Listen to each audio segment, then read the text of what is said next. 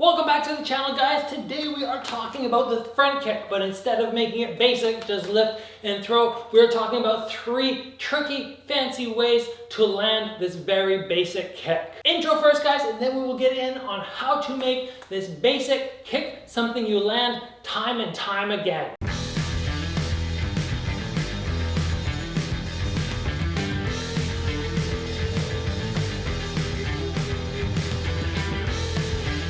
So the front kick, for me, is one of those techniques that once I land it 2 or 3 times and I keep throwing it, people pick up on it really fast and they start getting really good at scooping it or catching it or just stepping back, dropping elbows in. Basically nothing that is good for me to keep throwing that basic style front kick. But I have 3 ways that I like to fake, which allow me to continue landing once somebody's expecting it. And these are techniques you will see guys like Sanchai throw over and over, and he can land them consistently throughout the fight against pretty much every opponent. So the first one we're going to talk about is sweeping the leg around. It's almost like I'm throwing a front kick over there. I pick somewhere between a 45 and a 90-degree angle. I lift up, I sweep around, and then I throw the front kick. And what I'm trying to do here is get the guy to react to a round kick. He might come up for a block, he might try and catch, he might go like this. I pick up this back leg, I bring it around, and I stay nice and low, and then from there I stretch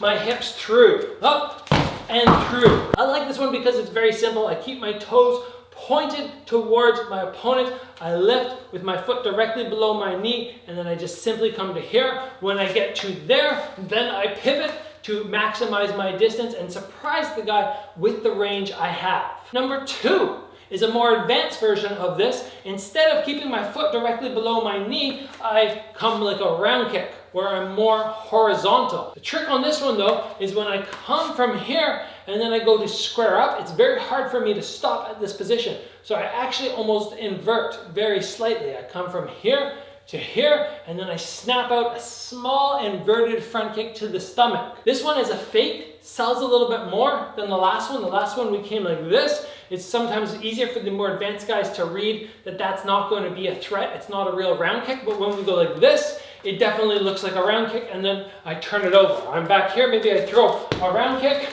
and then I come up, like I'm faking my round kick, and then I push through. This one, unlike the last one where I was snapping with my hips, giving a little bit more pressure, this one is more of a snap from the knee. So you're trying to dig the ball of the foot deep into that liver area there, whereas the last one was more of a push.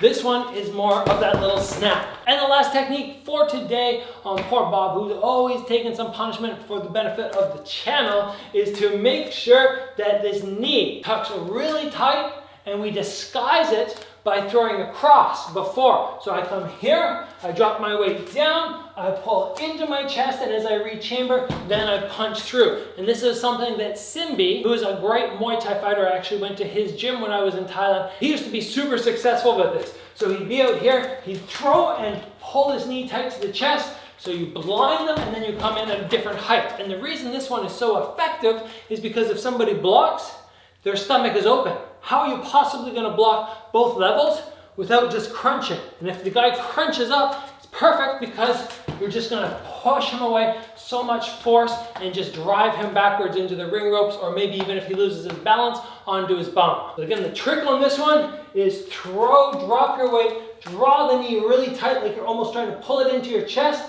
and then from there, you have lots of extension to push through. The reason you have so much extension to push through is if you can punch, then you can kick way through. Normally when we kick, we're back here where we can't land our punch. So we're closing that distance and using the cross as a disguise for a power push front kick. I'm not gonna do full power because I don't wanna knock Bob down onto my lovely plant back there, but about 50% speed, 50% power. I'm here, I come 1 and 2, right through. So there you have it, guys. 3 tricky front kick fakes, techniques that will help you land this front kick more consistently. Those 3 that we looked at are so much harder to catch or scoop or evade. And it's nice when you're throwing front kicks when people are going, oh, how does he keep landing on me? What is happening? Because as we already said, front kick is the most basic of all the kicks, but you can make it more advanced with the techniques I shared today. If you guys enjoyed the content today, you like what I was sharing, please be sure to give the video a like. If you have not already, join the channel and get subscribed. It helps out everything so much, helps me build